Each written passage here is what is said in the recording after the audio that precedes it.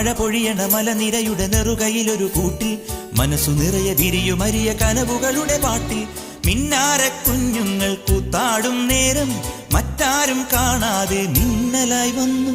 മിന്നാര കുഞ്ഞുങ്ങൾ കൂത്താടും നേരം മറ്റാരും കാണാതെ മിന്നലായി വന്നു.